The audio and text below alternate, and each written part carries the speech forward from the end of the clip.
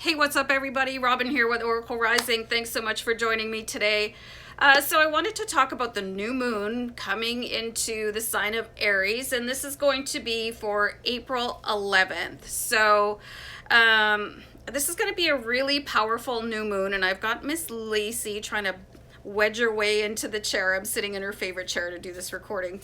So new moons are really powerful times for you guys, so it's important for you to take advantage of what is going on with the energy of the new moon, especially when it relates to a particular zodiac sign. So I'm an Aries, and I'm going to list off some of the attributes of Aries. So these are going to be available to you under this new moon on April 11th. So I'm going to pull some cards from the Deviant Moon Tarot card deck after, and also a Moonology card. So some of the aspects of Aries.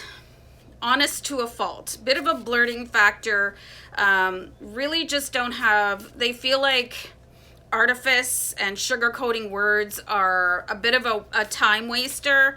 Can get really bored when other people need to be really like super prosy or bang on and not make a succinct point, and they might just that Aries energy is like, come on already, let's just spit it out, so, and that can be very jarring to other signs, so you might want to watch that in yourself.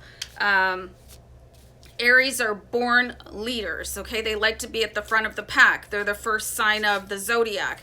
They are trailblazers. Lacey's you're being silly. So get bored by minutia, okay? Like doing day-to-day mundane tasks. It's too much. It's like, come on, we got to spice up the life a little bit. They might not be the best person to do tedious or repetitive tasks, which is really important to know about yourself if you are an Aries. And it can be very important for you when you're hiring, which is why I know a lot of people that they hire by using numerology charts, which I find really interesting. So they're highly confident, which people can take as being arrogant.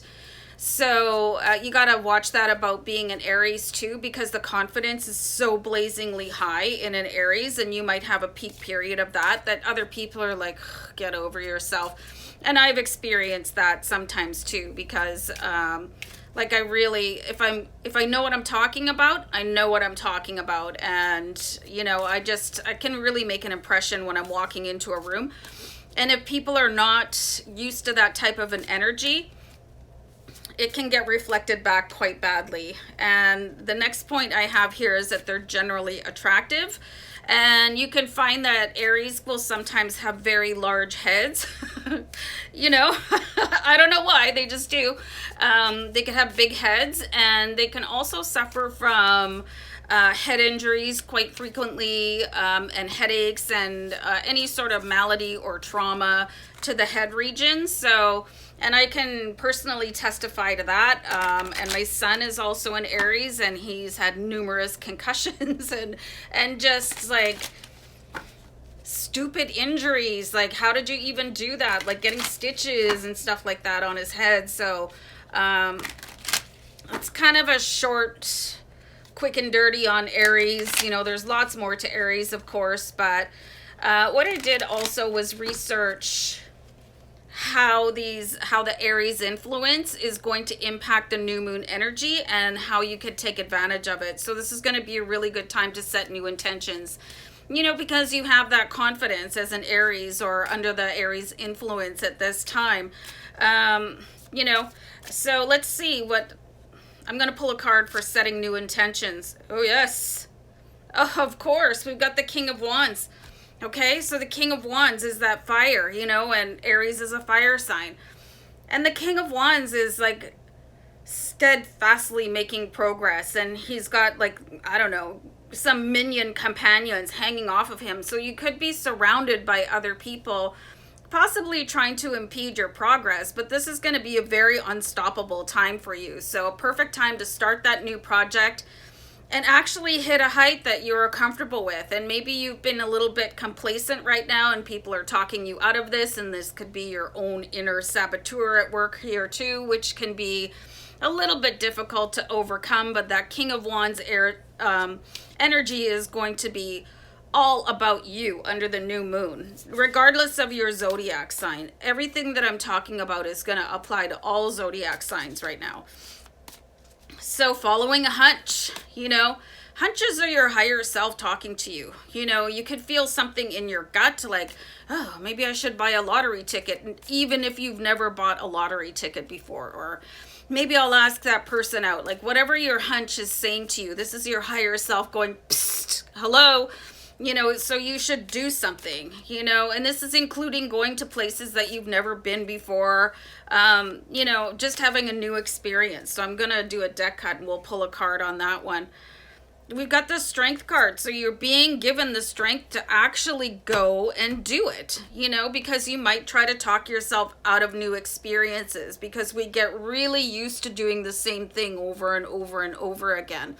And your conscious mind could say, well, let's just go sit down and watch TV like we always do, or pick up a book. But this is going to be a season of adventure for all of us because Aries, right? So, and then you see in the strength card, this guy is trying to stick his head into, I don't know what kind of fish that is, but it doesn't look too safe. So I'm going to advise against that kind of hunch. Like, don't go to try and wrestle an alligator or something like that. I mean, you can if you want to, but I don't know if it's going to end very well for you.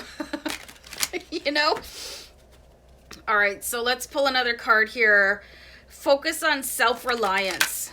So important. Like, what can you do by yourself? And can you study on how to do things on your own? Like, for me, I live alone. So if something breaks, I'm going to see if I can fix it myself before I ask for help. I really like to do things on my own, before asking for help. I know when to wave the flag and say, all right, I didn't quite do as well at that as I wanted to. Somebody come over here, throw me a bone. So let's pull a card for that. King of Swords. I love this card. Again, he's marching forward. He's got his blazing intellect ahead of him with this sword. He's going to cut through everything here. And understand that he has everything he needs to do anything in the world, and sort of leave emotion out of it. Can get really emotionally dragged down by things if you don't understand how to do them. So focus on your learning.